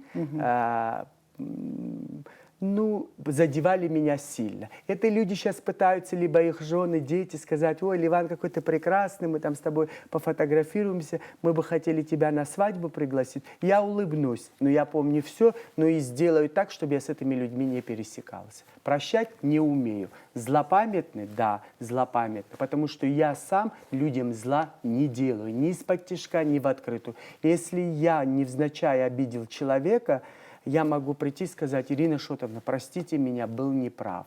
Но вы переживаете за домыслы о вашей личной жизни. Но все же хочу спросить, вот ваш имидж, образ сценический, не провоцирует эти разговоры? А почему я должен быть в массе таким серым человеком? Если я был бы трактористом, пожалуйста, был бы водителем, пожалуйста. Что моя длина волос плохого несет? Или мой образ? Я же ничего никому не навязываю. Это телевизионный образ.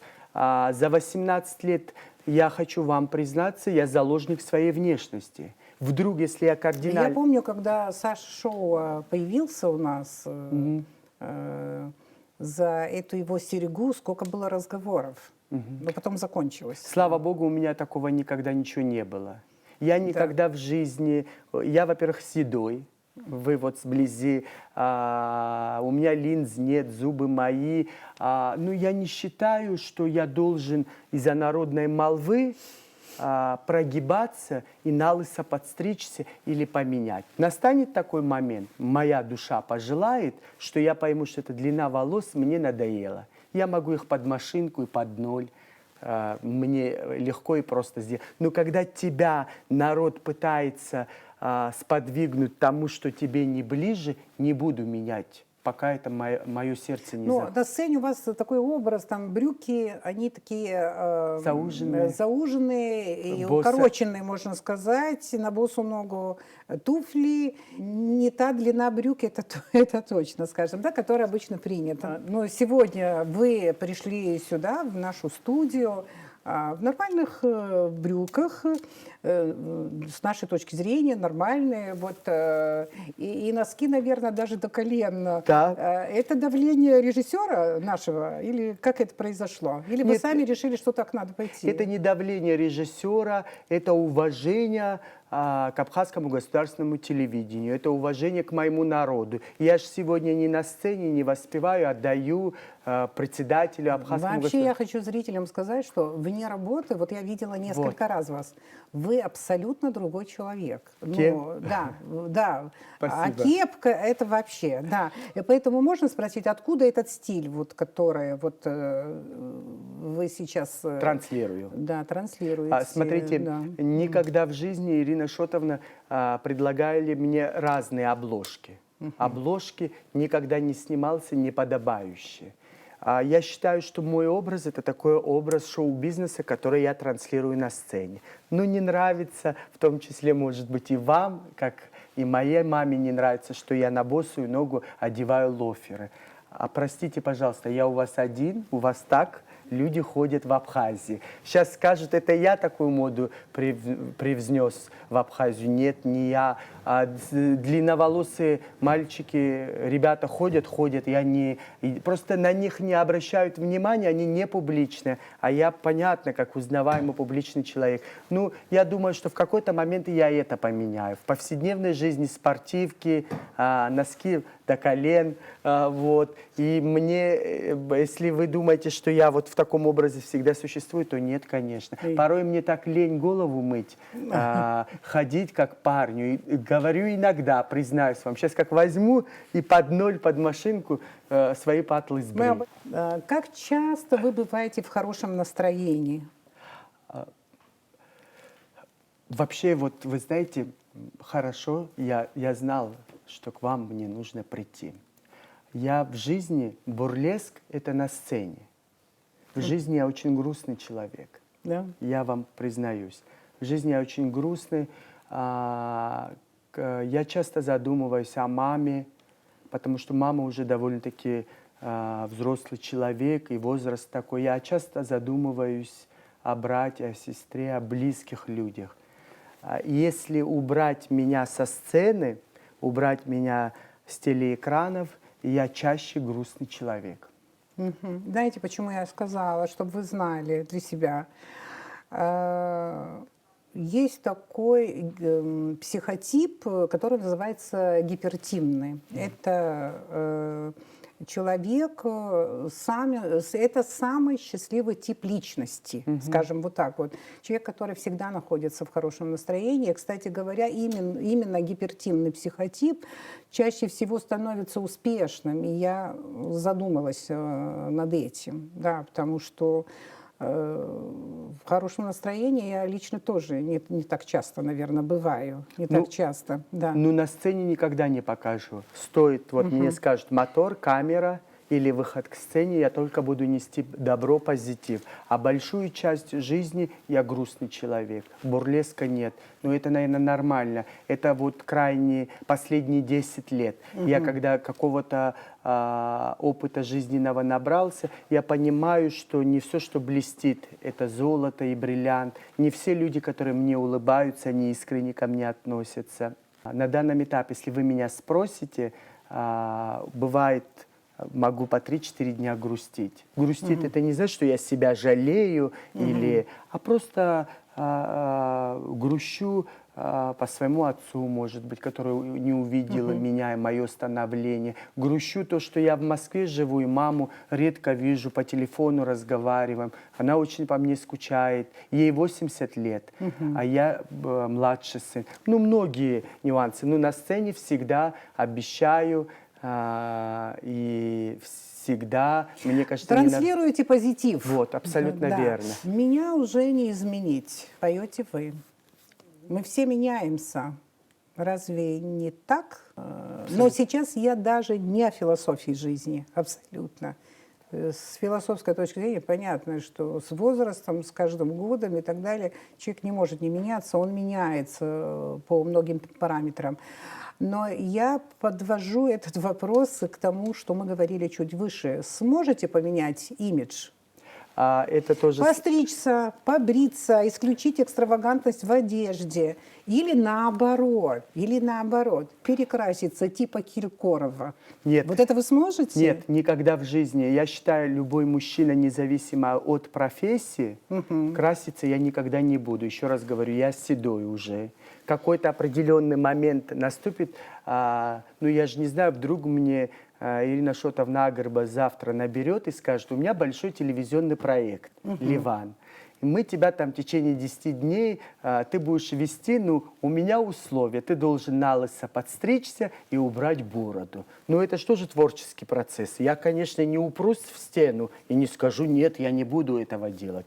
Я, наверное, может, и сделаю. Может, я это сделаю для какой-то кинороли, может быть, сделаю. Одеваюсь я экстравагантно, я бы так не сказал. У меня всегда все равно классика, да. Ну, могу какие-то камни смиксовать, что-то очень сдержанное, ну, до сумасшествия даже в России я никогда не делаю, чтобы это оскорбляло мою маму первым долгом, моего брата, племянниц и племянников. Конечно, могу поменяться. Почему нет?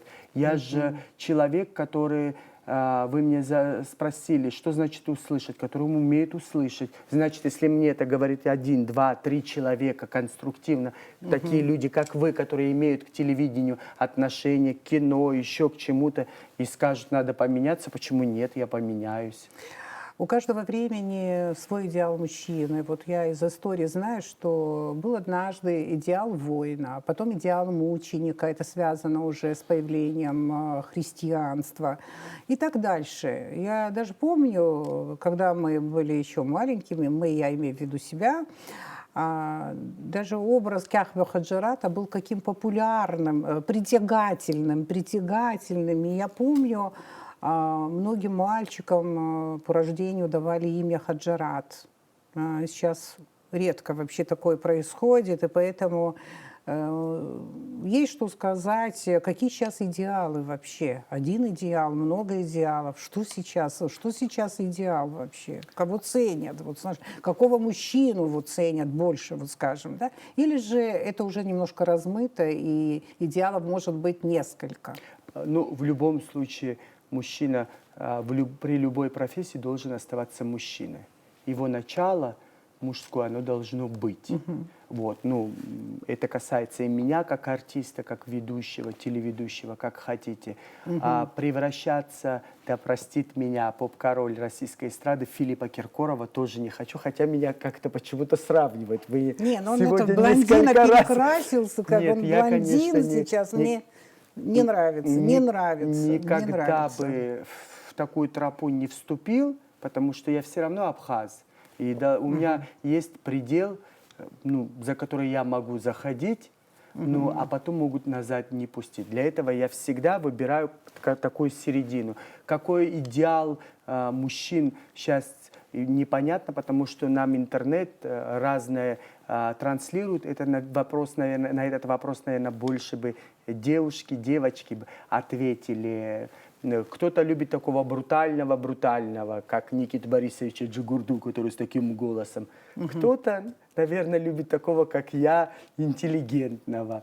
Это такой риторический... Дал себе оценку уже. Интеллигентный.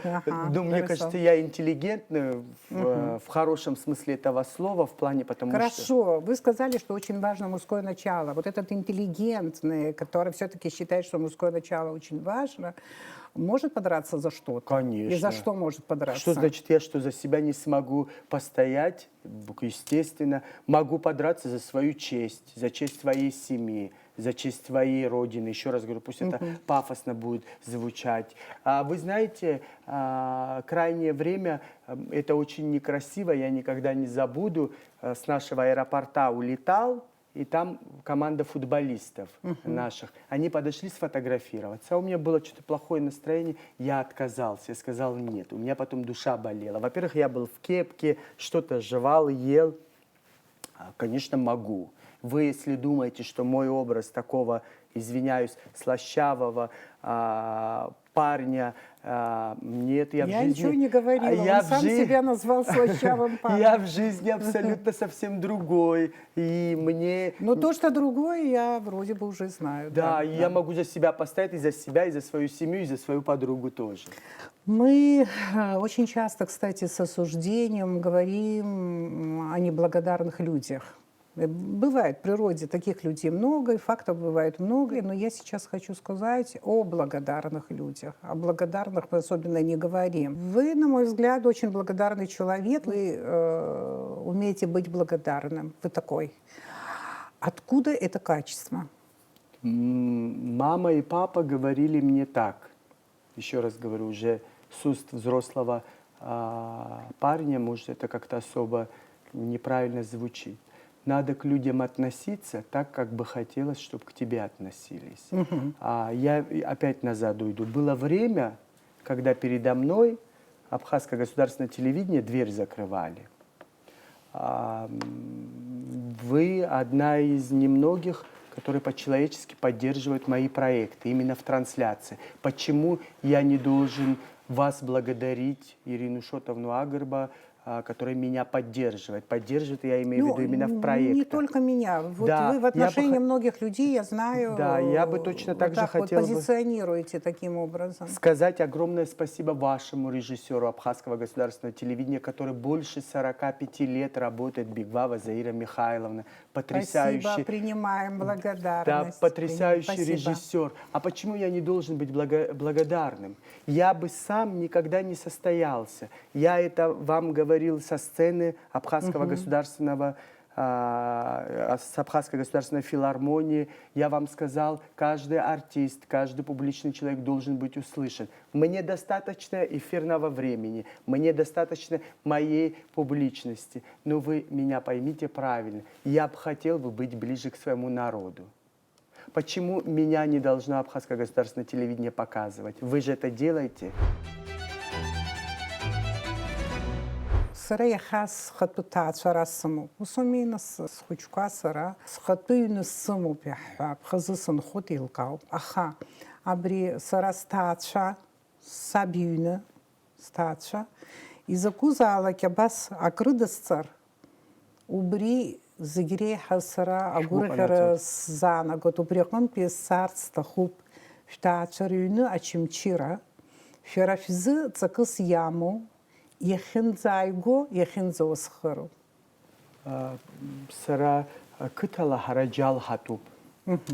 Чимчира юна хамуб джалги хамуб. Акытак бзиз буд. Сани саби аджаба хирбас. Сани саби сахирадзас. Сара уж апсуа патуик уратшевер Италия ядзас шуйкуб. Хабз шуйгет шуб хашуз шуз шус нарбот сара. Знызыла амшина ҟәараса нықәло, анацәеи абацәеи аҿарацәа срыхәаԥшуеит, урыс бызшәалоуп рхәыҷқәа ишрызҿырҭуа. Аԥсшәа бызшәа даара имаҷны исаҳауеит. Сара сыҩнаҭа сани саби аџьабаа ахьырбаз зынӡаск иҿаны иахьеибагаз иахьынхоз бзиа збоит. Уи схасышҭыр ҟалаӡом. Ус иуҳәозар, сара ақыҭа усак егьсыздырӡом, амцшәа зжьаӡом. Аха саннеилак сара аҷкәын ду сыҩуа ашҭа сықәлоит, зегьы еимыздоит, сахәаԥшуеит, ҵәак ҳак ҿыхны исфаргьы уи зегьы иреиӷьасшьоит. Избанда саб ақыҭаҿ джуп. Есқьынгьы саара анышәынҭрахь санзымцалак сгәы сыхьуеит. Аха зегь бзиа збоит. Сан лџьабаа рацәан, саб иџьабаа рацәан, сара ахаан ақыҭаҿ сиит, ақыҭа саҽыԥхашьоит ҳәа ахаан исҳәаӡом. Сахьыҟазаалакгьы Урыстәылагь сара амц изжьаӡом, Италиа сааӡеит ҳәа расҳәаӡом. Ҳаҩны иаҵанакуа зегь бзиа збоит. Ҳаб аныҳәарақәа ҟаиҵон хышықәса рахь знык. Аџьма шьны ҳҭаацәа ирыҵанакуа, уажәы сашьа еиҳаб иҟаиҵоит. Аамҭа сымамзаргьы заанаҵ исарҳәоит, Москвантәи саауеит, аныҳәараан ҳҭаацәа зегьы аҵагылоуп, саргьы саҵагылоуп. Шәеибанарботуеи. Шәан зегь реиҳа лгәы иҵхоз зҵаара иарбану? Сан зегь рыҵкьыс лгәы иҵхо азҵаара Шәара шәганахьала. са сганахьала ушьҭа уи цахьеит, аха амедицина иадҳәалаз. Аҵара сахьҳақьымхаз иахьынсыжьыз. Уи цеит ушьҭа? Ушьҭа ҭаацәахь сымам. Уи акәхап иаҳарак лгәы лзырхьуа, аха анацәа ишырдыруа еиԥш дааҟәымҵӡакәа Леван аԥҳәыс дааумгаӡо, иҟалеи аӡәгьы думоуӡо. Ус салҳәаргьы зны-зынла сылхахәмарны, нас ус сҳәоит, мама аԥҳәыс дсымазаргьы ауеит, бара ибзымдыруа сҳәоит. Дызусҭада даурысума ҳәа, нас дыхәмарны, нас сан сылцәыԥхашьоит, уажә сыӡӷабцәа ирызку сан аԥҳәыс лыҿцәажәан исызҳәом. Даурыссыр даабмышьҭыцәан, уара угәы даҭахызар аурысгьы дыҟазаап, даага, уара дузыбзиазаап лҳәоит. Шықәсык иназынаԥшуа шәеицәажәаӡомызт, шәан дшәацәажәаӡомызт, ус иаҳа ииашоуп аҵара ахьыншәыжьыз азыҳәаны. Убри аамҭа шԥашәхыжәге? Исцәыцәгьамзи, сара ҳҭаацәа зегьы среиҵбуп. Сан дгьыла слыдҳәалоуп абыжәык, ауаа иџьаршьаргьы ауеит, аԥсуа телехәаԥшра иахәаԥшуа, ианаџьалбеит, изыҟалеи, аҷкәын дытәоуп, сан лыӡбо, иан лыӡбахә иҳәоит.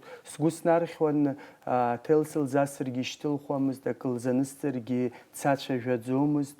Нас саҳәшьа лыла, сашьа ила еилыскаауан, лгәабзиара шыҟаз, лыбжьы гәхьаа сымгози, сан дызбар сҭахымзи. Уи жәеизамз дансмацәажәоз, уи аамҭаз Аԥсныҟагь сааӡомызт.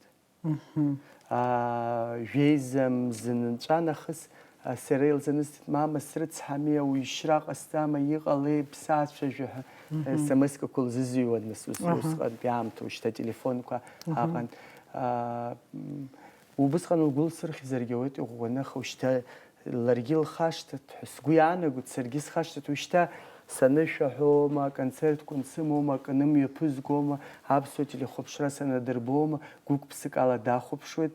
Сан арҽхәара лыздырӡом, хаан сара исалҳәаӡом, Леван уа умоуп, уара уҩыза дыҟам, хаан сылаҽхәан илҳәаӡом. Уи дыԥҳәыс ҟәыӷоуп, аԥсуа интеллигент ԥҳәыс лоуп. Леуан Тудуа ааигәа жәашықәса рыҩныҵҟа иаҳҳәап. Планс имоуи, имҩа ахықәкы хада идыруама? Исымдыруеи, сыпланқәа аашәасҳәар, уажәшьҭан иаасзыҟамҵар. Ирина Шотовна Агрбалҿ абас Леван Тудуа дтәан, уи дшоуменуп, ибызада акагьы илаӡам рҳәоит. Сыпланқәа Аԥсны иадҳәало реализациа насзыҟаҵа, зегь раԥхьа аԥсуа телехәаԥшра идыруазаауеит, ааԥхьара шәысҭоит, информационная адгылара нысҭаххалак. Даара ирацәоуп сыпланқәа хаан исҳәаӡом аԥхьаҟа. Иалымҵыр иԥшӡахаӡом, абра стәаны. Ари азҵаара даҿцеит Леуан, аха ифиналтәу ҳамоуп азҵаара, ҳасасцәа аԥсуаа рымҩаҿ иааиуа зегьы уи азҵаара аҭак ҟарҵоит, дара ишырҭаху ала, аԥсуаа рымҩаҿ иахьазы ихадоу иарбану? Ҳабызшәа мыӡаат, ҳаԥсынра мыӡаат, ҳашьцәа, ҳаҳәшьцәа, Аԥсны ахақәиҭра изықәԥоз убырҭ рџьабаа ҳмырӡаат.